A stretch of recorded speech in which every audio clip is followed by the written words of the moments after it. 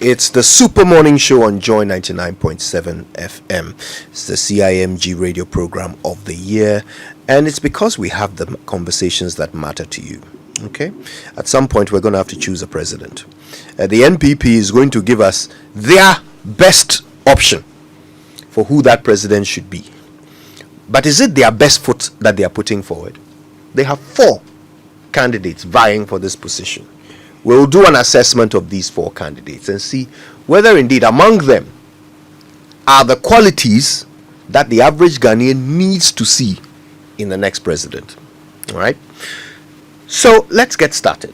I mean, we know who will be on the ballot this weekend, right? The vice president, Dr. Mahamudu Bawumia, will be there. Kennedy Agyapong will be there.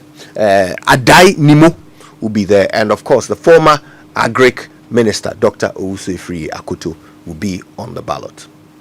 These are the 4 that the NPP has to choose from.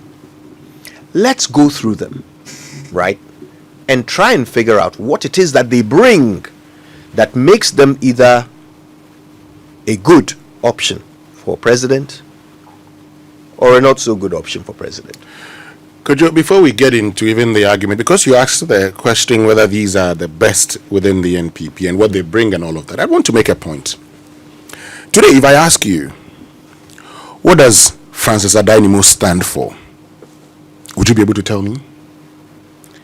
If I were to ask you, Raymond, what Kennedy Agyapong stands for, beyond the talk about PhD, what does he stand for? Would you be able to tell me? It's a very brilliant point you have introduced. First and foremost, the understanding is that a political party seeking to elect among its code will choose a man they believe strongly would improve their chances. That's the first thing that they consider. Yeah. Because it's annexing political power is the ultimate aim of every political party, no matter what they sell you. Because without the political power, the ability to implement and put forward a vision that would develop the country will not work out. So, first, all of these people would have to present a certain blueprint to their parties with the simple conclusion that this blueprint will lead to the winning of political power. So when you hear people say that, oh, no, this is an internal election.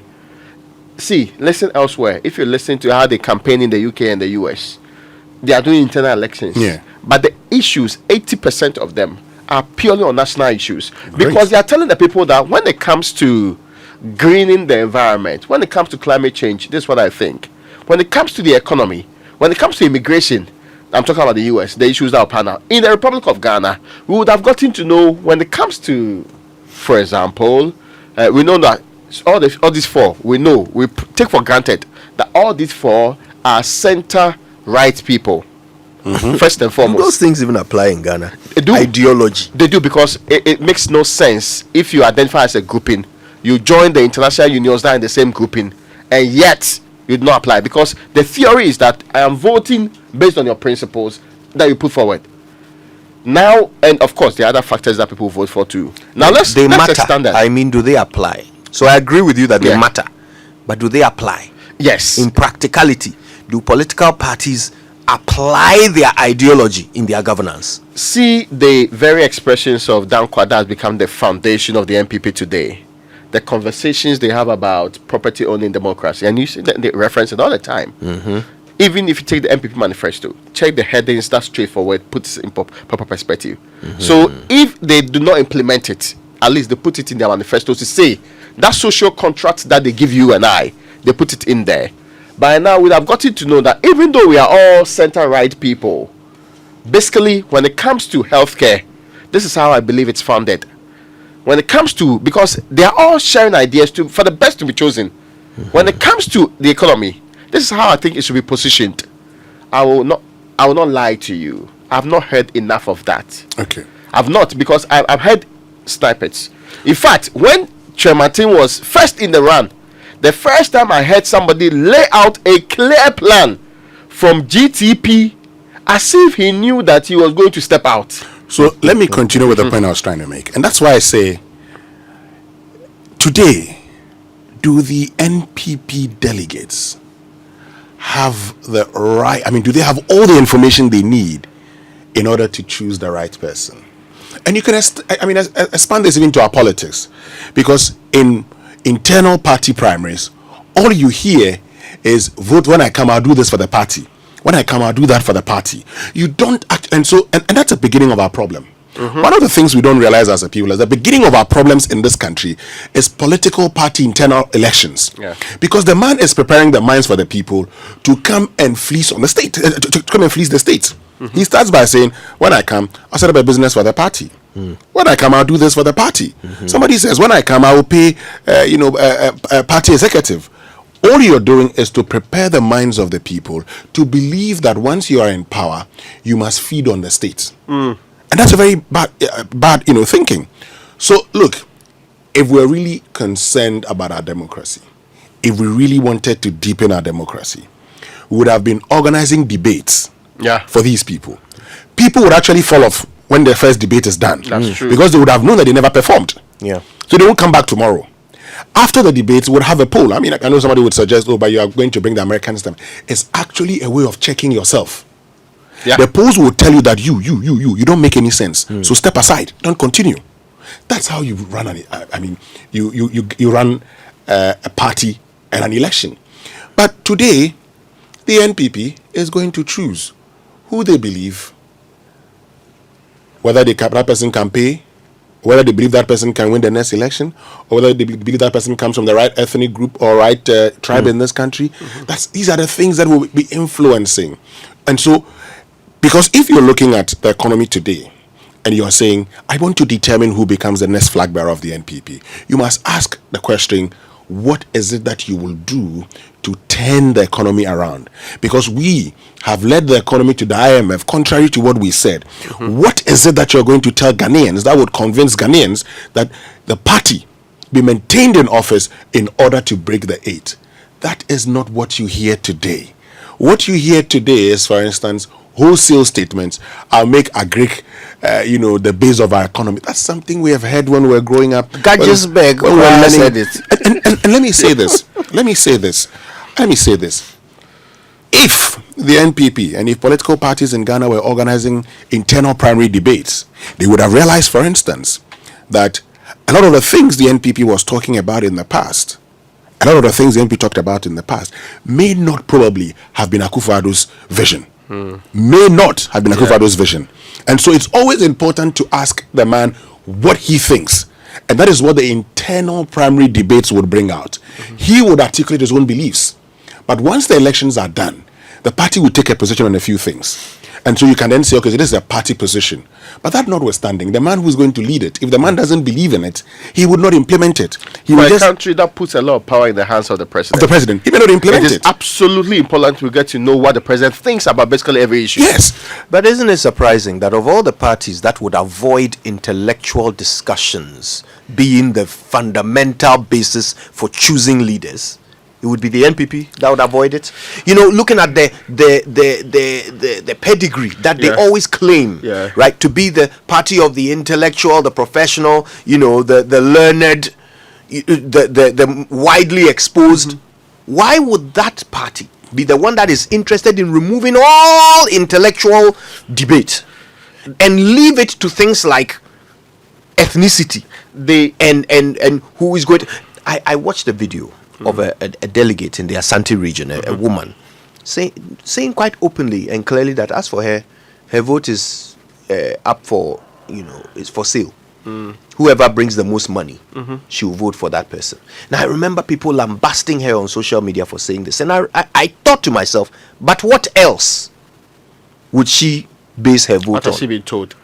No, what else would she base it on? What information does she have that will help her decide that, okay, actually, out of these 4, this one will do a better job than that when it comes to my needs, which are maybe healthcare, or when it comes to education of my grandchildren, this one has a better plan than that one. What information does she have? So, before you come in, quickly on that point, again, another flaw in our democracy is that the people do not know they are delegates.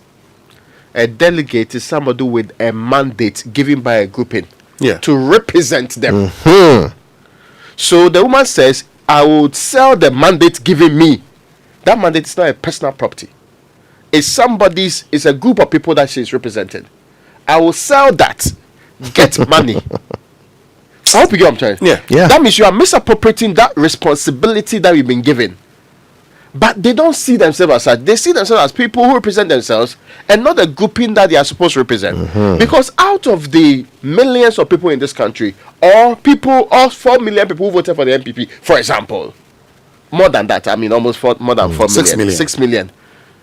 A few of you have been chosen to less than a million anyway. Yeah, delegated with a mandate to select on behalf of the 6 million.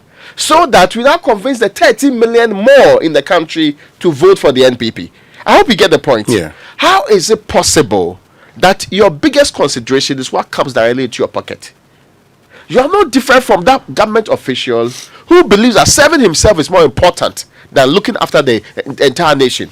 You know, Raymond, so having said that, because Kojo asked, what do they stand for and who's the best? And so today, if you ask me, what do these people represent? I don't know. And so I'm not going to be able to tell you that this person comes with that. This person comes with that. Because we have reduced our internal politics, internal elections to who can help who within the party and not who can transform the nation. And so based on that, I can, maybe you can come in before I go ahead to do the assessment of the candidates. Because as I stand here, if you ask me, what do these ones stand for? What do they stand for? I have just told you. Well, you've had wholesale statements, broad statements. They've not been narrowed down to actually say, this is the thinking of this person, this is the thinking of that person. And so you can actually hold him accountable to this or that. And so that's it with the persons. And then let me just also make this point before Raymond comes in. If you ask me, again, are these the right persons within the NPP? I say, I don't know. Because they haven't spoken. When they have gone around to speak to the delegates, sometimes in camera, the only things they have said is the fact that I have sacrificed for the party. Yeah. The only things they have said is the fact that I'm the best. I've paid my dues, is that I'm the best person for the party. The only thing they have said is that, apart from just saying I am the one who can win you the election, without necessarily telling the people what they can do to win the election, and whether it's their policies that are going to win the elections.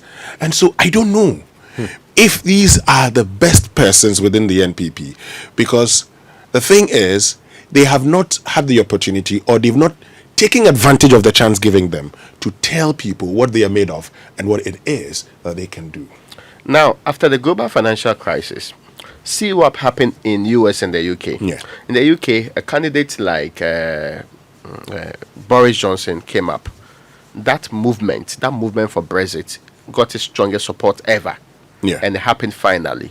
Boris Johnson emerged. In the US, the kind of Donald Trump also came out. What happened then?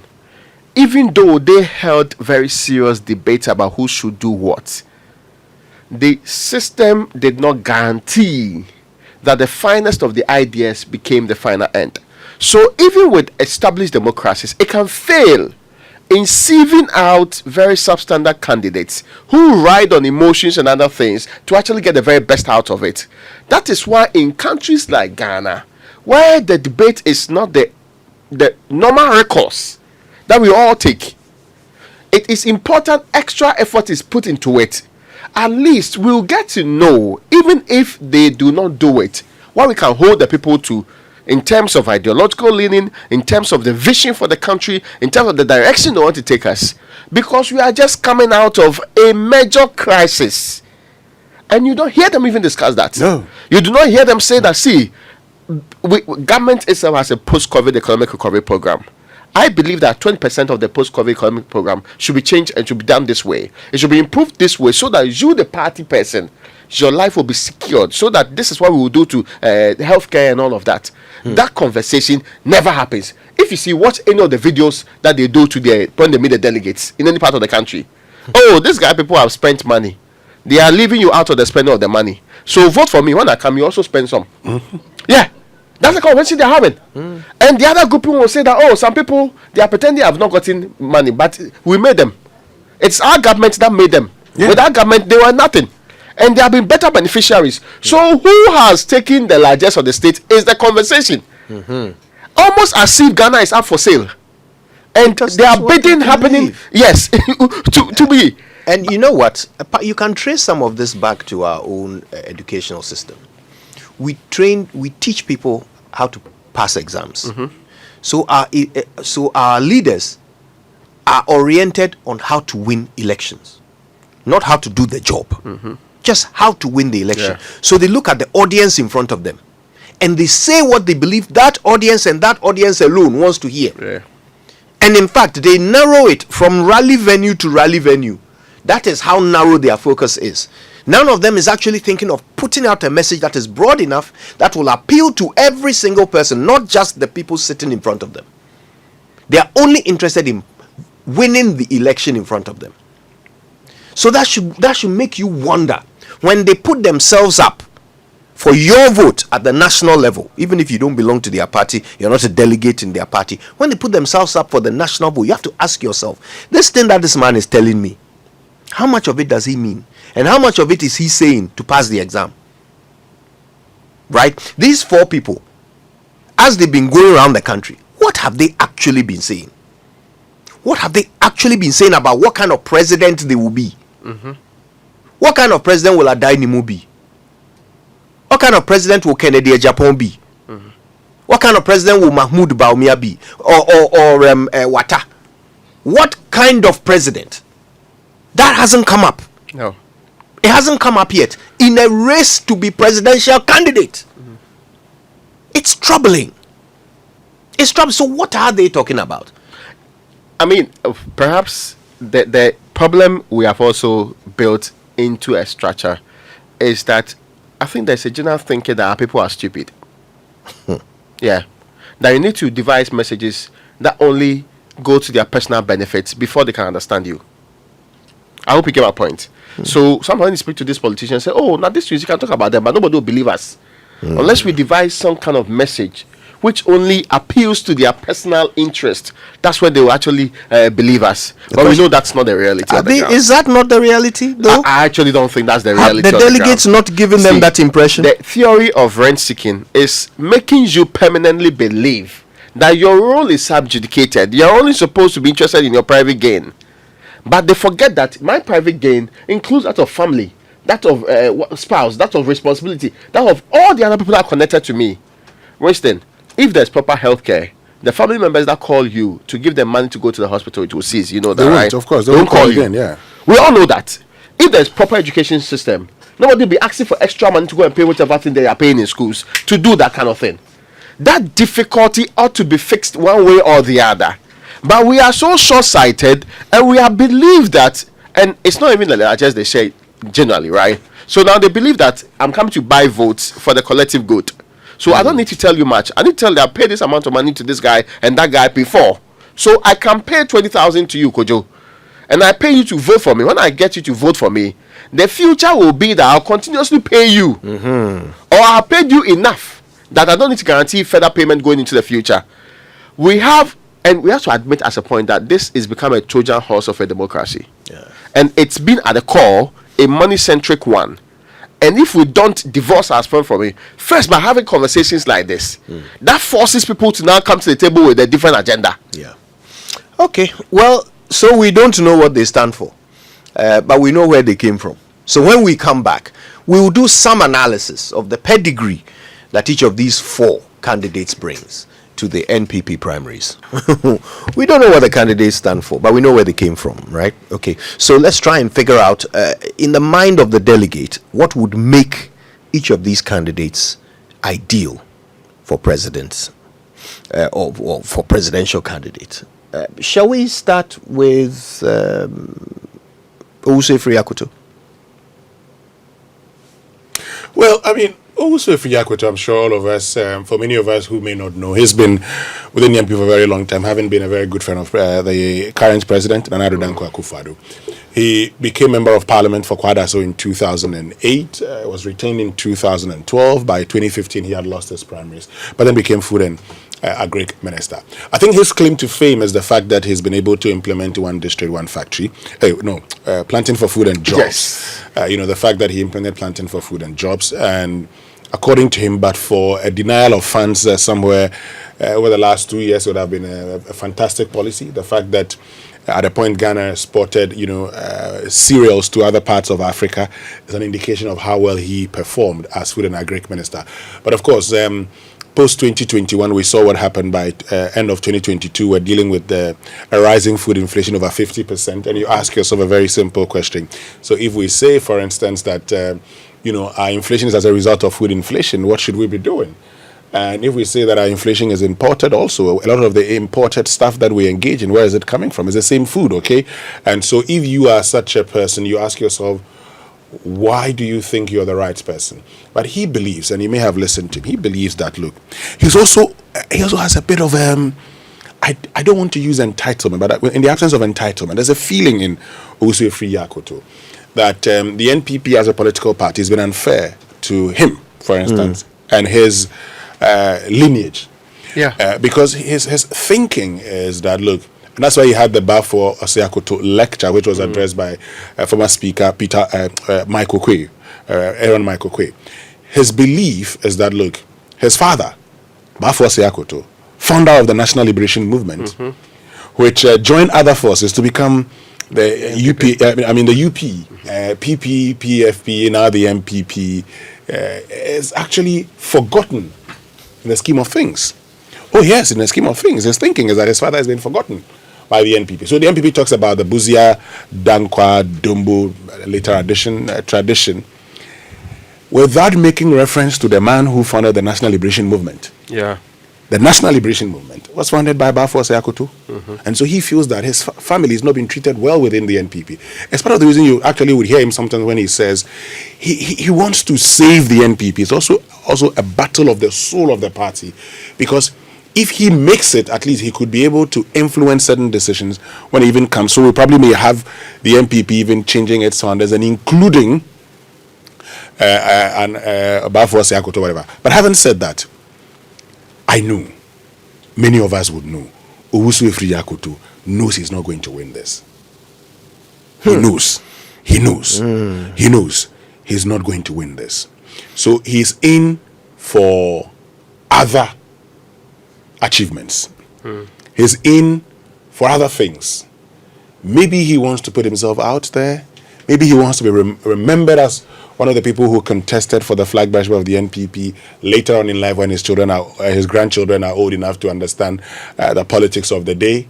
But the reality is, he is not going to make it. And I'm sure by now we know that two people are not part of the race: Owusu Akoto and Adanimu. Owusu Akoto may even perform better than Adanimu, who is not part of the race at all. Well, yeah, certainly they will publicly disagree with you, but as to the truth on the ground, I think the truth is one, right?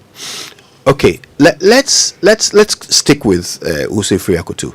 But if you just joined us, by the way, on Love FM, ATL FM, we thank you so much for choosing us. This is the Super Morning Show, your CIMG radio program of the year. We're talking about the upcoming presidential primaries in the NPP. We're assessing the four candidates who have put their names, whose names have been put forward, to see, in fact, what they have to offer and how presidential are these presidential candidates, right?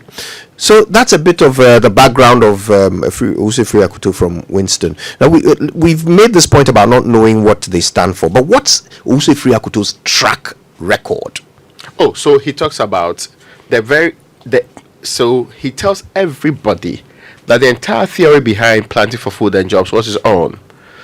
Cambridge educated with a PhD in agriculture from Cambridge, with the thinking that, listen, when I was EB ranking member in the Parliament of the Republic of Ghana on Agric, I told everybody that that's an area we can reform this country. Let's do something with the injection.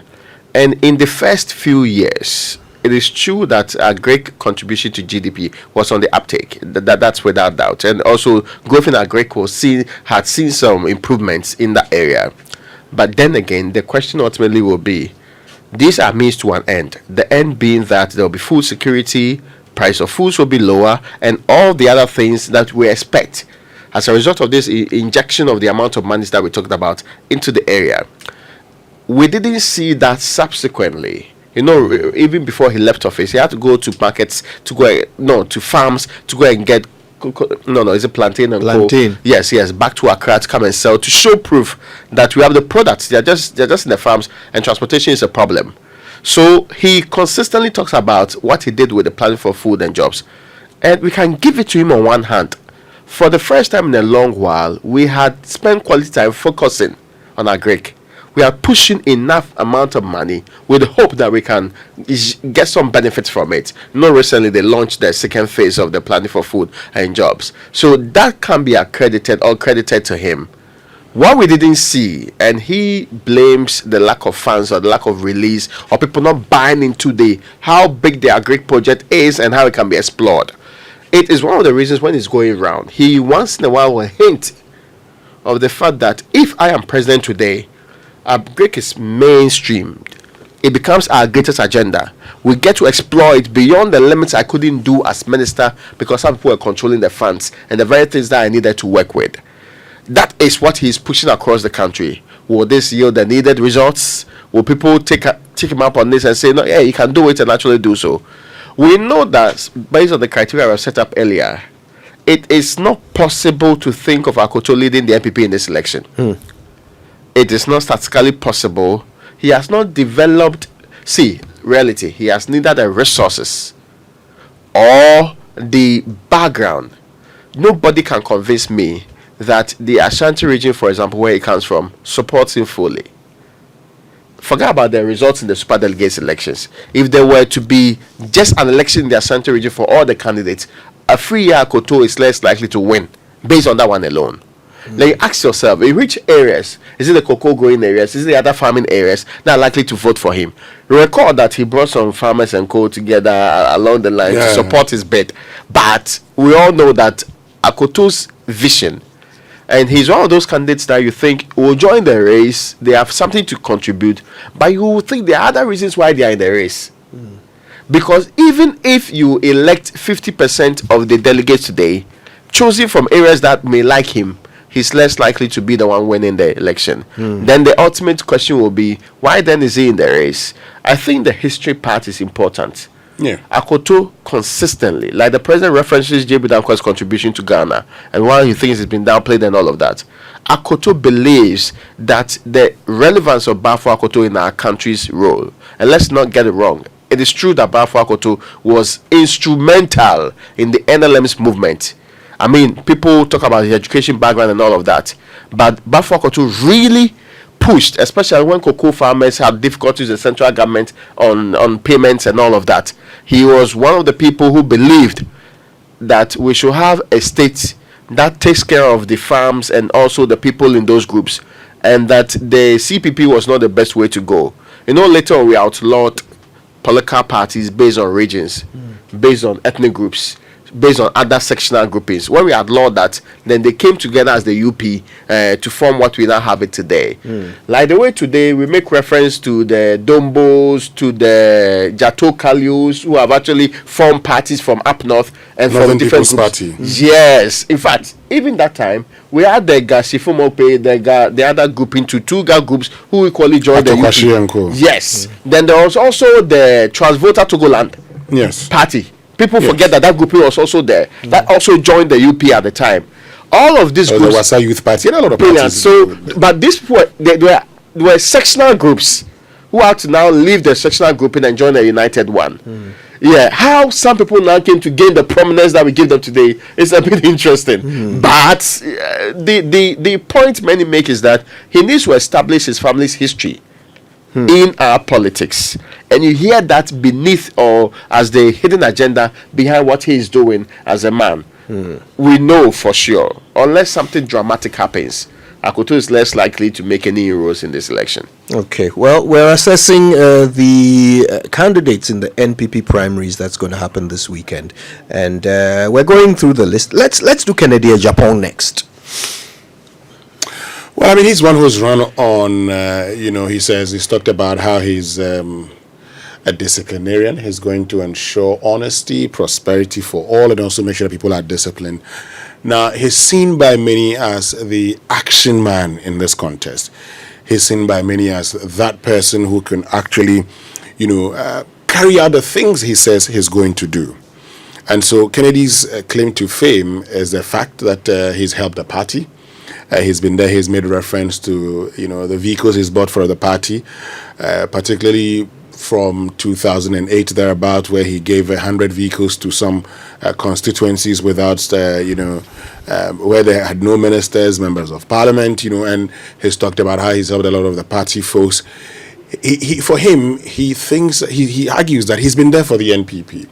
Whenever it's been very difficult for the NPP, there's nobody to talk for the NPP. He's been there. He's used his media to do the party's agenda. He's fought for the party. He made sure that he stood by Nana Akufo-Addo through thick and thin. And so it's time for him now to lead the party. He believes that where the party is reached now, the party needs somebody who, in his words, is a disciplinarian, who is a businessman, who's done it before, to be able to turn the fortunes of the country around.